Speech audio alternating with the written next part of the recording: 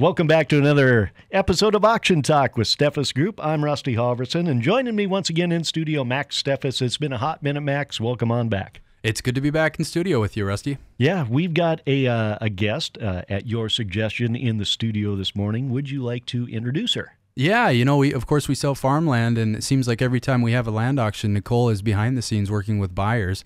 Maybe not every time, she hopes every time, but Nicole Erickson works with the Farm Credit umbrella here in town, and we're glad to have her. Nicole?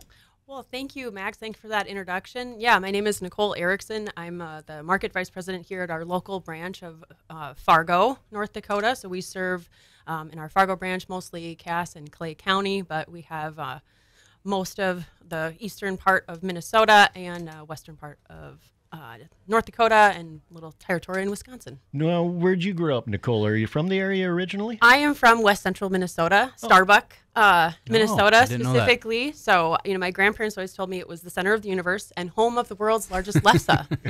Is that true? It is actually the home of the world's largest lefse. The first part might be, subject to argument. Sure. So how long you been with Ag Country? I have been with Ag Country almost 16 years. 16 so I started my first 7 years in the tax department full time. So I am a CPA. I still do a little tax work on the side. I spent 2 years in our commercial lending department and then came down to producer markets in 2017. Okay. So day-to-day operations, what does your day look like? My day is largely right now, we're in operating renewal season. So, we're trying to get all those operating loans for our current customers. And then, we'd like to obviously expand our footprint in Cass and Clay County to those that are not borrowers of ours. So a lot of our time is also spent marketing and getting out in the customers and seeing what we can provide for those that are not in our book of business. Okay. Well, before we started the conversation, Max, I think you had a couple of questions for Nicole. You want to lead it off? Well, yeah. So first things first, did you start in lending right away out of college? No. I was in their tax department full time. Okay. Yep. And then it was just kind of gradual transition into the lending department? That's right. So my first real leap into lending was when I joined our commercial lending department. So I did that for, like I said, a couple of years, and then I don't know, my heart's in producer marketing or production agriculture. So that's where I came down in 2017. We had a retirement, so I took his spot. You like to do what Rusty and I do every day, talk to farmers, That's right. That's my favorite thing. That's exactly right.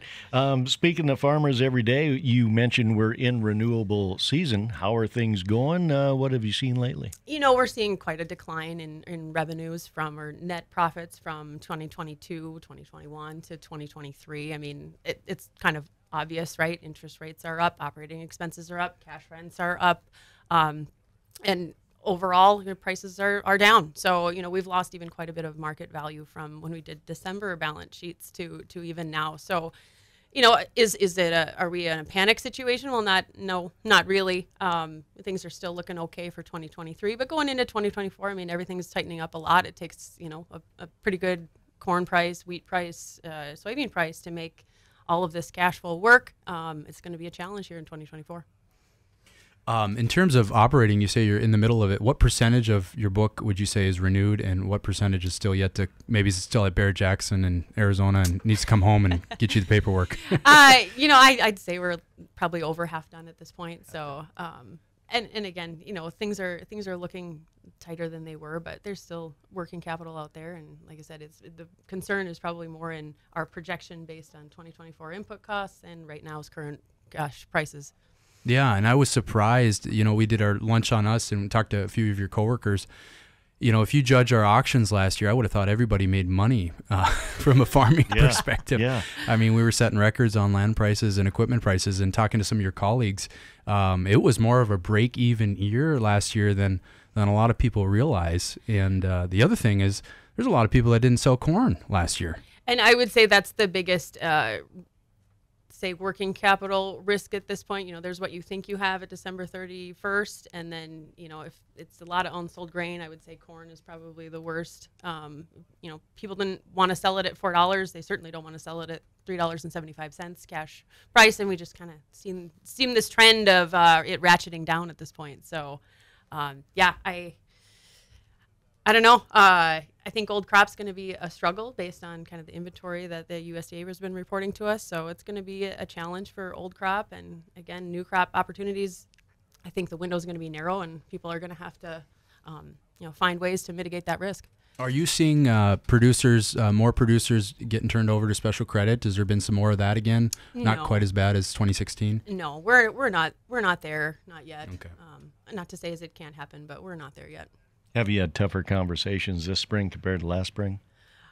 Yeah, I think the biggest thing is probably more talking about, this is where we landed last year. The earnings are significantly down from the last two, and going into 2024, our margin's very thin.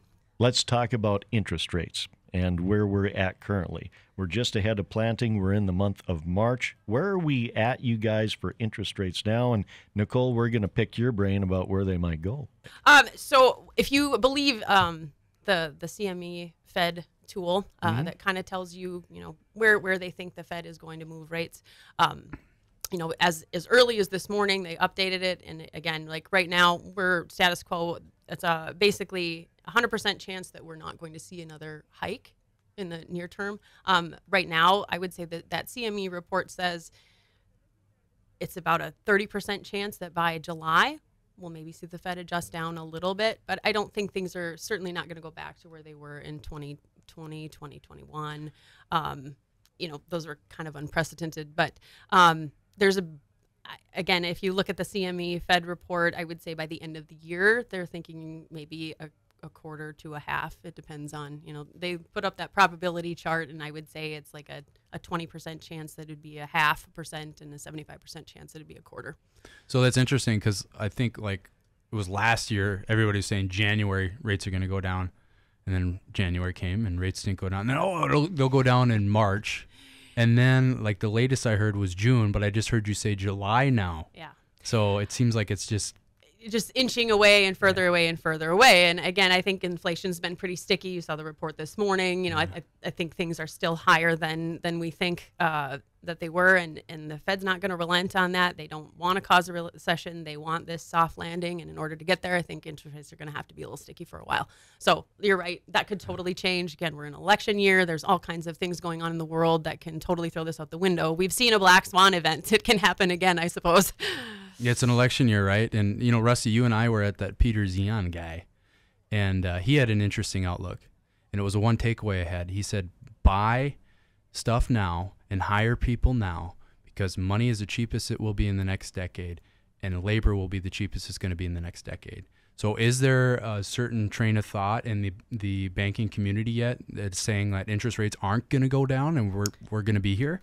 Or is everybody still saying interest rates are going to go down? I mean, I think that the message is we don't think things are going to go higher. When are they going down? Are they going down? I think is the wild card, the bigger wild card anyway. Okay, now you were talking about Mr. Zion. That was at the Northern Corn and Soybean Expo. Now, Max, you were up in Grand Forks at the International Crop Expo. Max brought in a really good crowd to hear him talk about land values and equipment values. Well, that's because my dad was on the bill, and they all thought my dad was going to be there.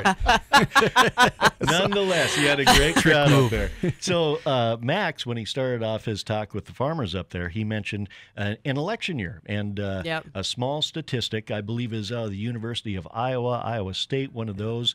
The trend of land values during election years. Do you remember exactly what that was, Max? Yeah, so since 1984, there's been, I think, 10 election cycles, presidential election cycles, and of those 10 times that a president's been up for election, land values have only gone down 2 times.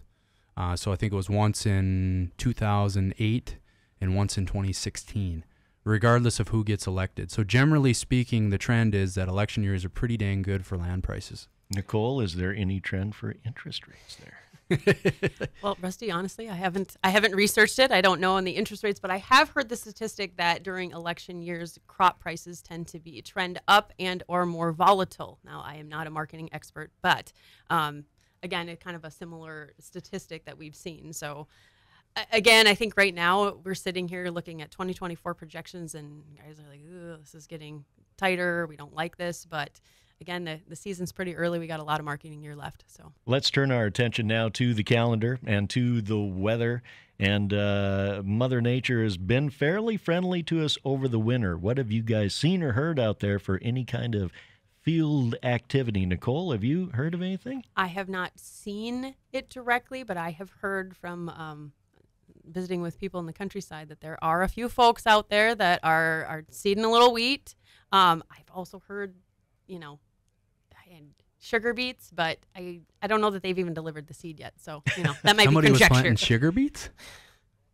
That's the rumor, huh? That's the rumor. I'm All sure you that beet guys, you producer- better get out there. They're out there. Yeah, that producer probably wants to keep that on the down low. But have you seen anything, Max? No. I heard from one of our guys today that there was someone in the field south of Breck. So this spring has really been interesting. Contrast this year with last year. At this time last year, nobody wanted to do anything. We really had an off quarter one and early quarter two. Nobody wants to do anything when it's 40 below and there's a 30-foot snowdrift in their yard. Yep. So it's really been interesting to see that. You fast forward to this March, and I think we have like 78 auctions in March alone. Yeah. So it's really spurred some optimism in the ag world in terms of getting stuff pulled out and getting stuff that's not needed anymore sold. Nicole, as a banker, have you ever had somebody buy something from Max and then call you the next day and say, hey, I bought something from Max? I have. Sorry. I have, and I generally blame Max for that. But usually those folks, they know that they can probably work with us on something ahead of time. So, it's generally not a panic situation, but it does happen on occasion. Okay. I was just curious. And, we were talking about operating loans. When it comes to lending and buying a major purchase like land or a major equipment upgrade, obviously you kind of like to have some forewarning that somebody's got that on their mind. Well, Max, he likes to be paid, either earnest money or, for the equipment. So, generally if I have a heads up, we can get the wire. Emphasis is on pay, Rusty. we can get the wire forms ready and we can make it very easy for you to pay for that earnest money or that piece of machinery. So we try to make it as easy as possible. My favorite is we have a land transaction and it's a million. You buy a quarter nowadays in the valley, it's $1 million like a rock.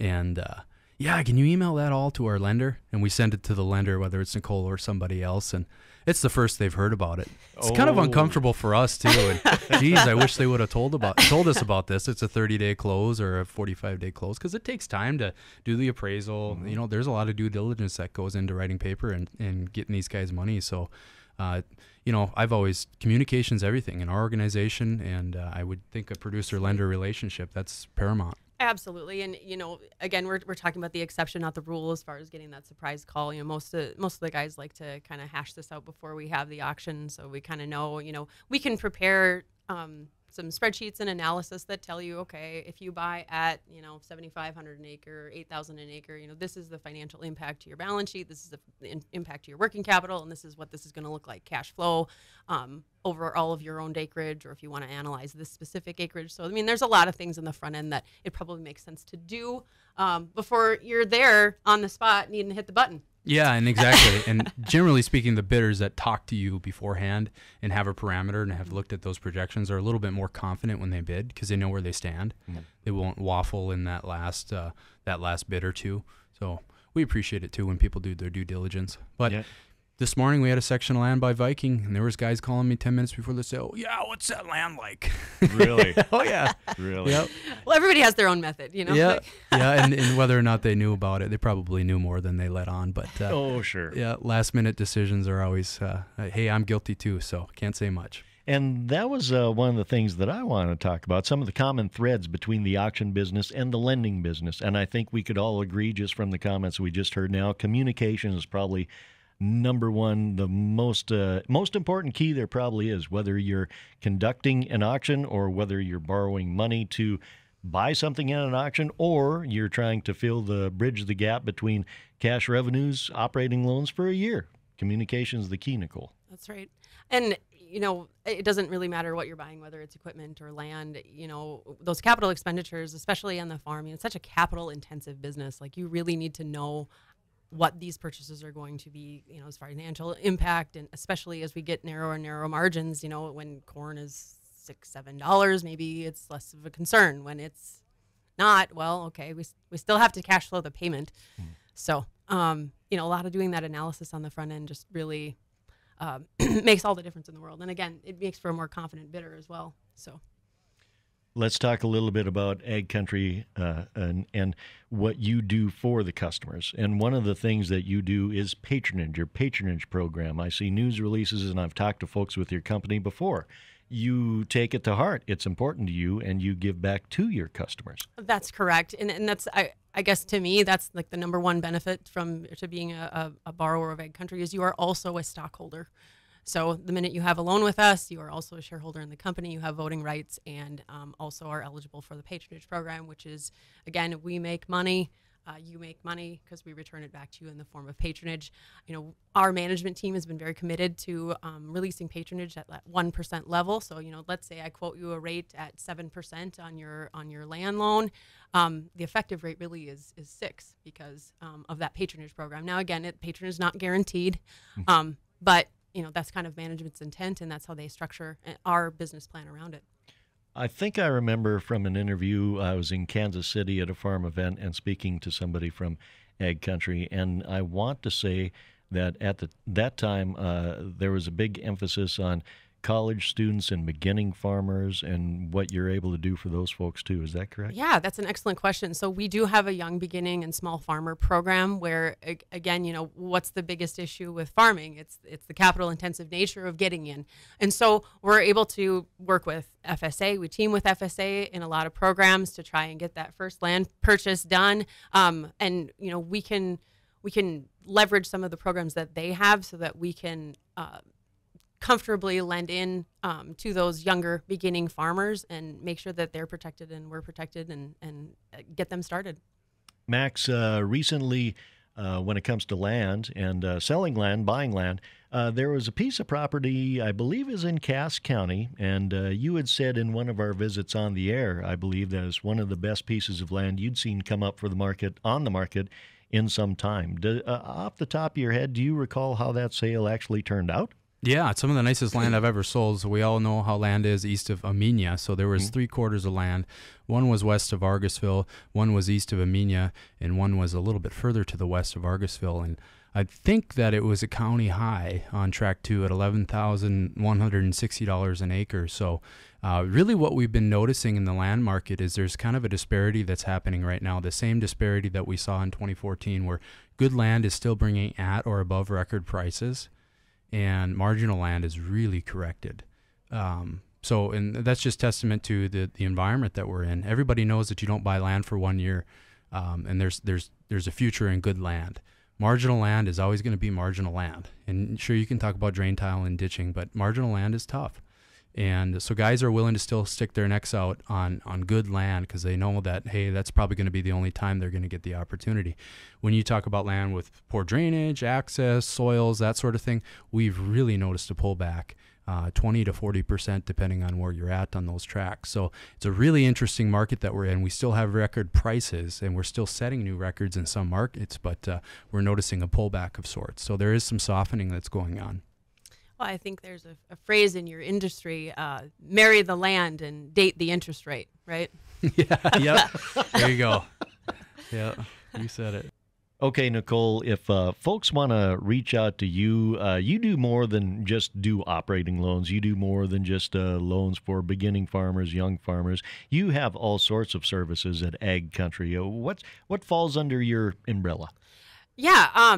So in addition to the lending arm, we offer, we try to kind of be the one-stop shop. So we offer crop insurance, right now, especially in our industry with most of our farmers being, 60, 65 plus, succession and retirement planning. We offer that service as well.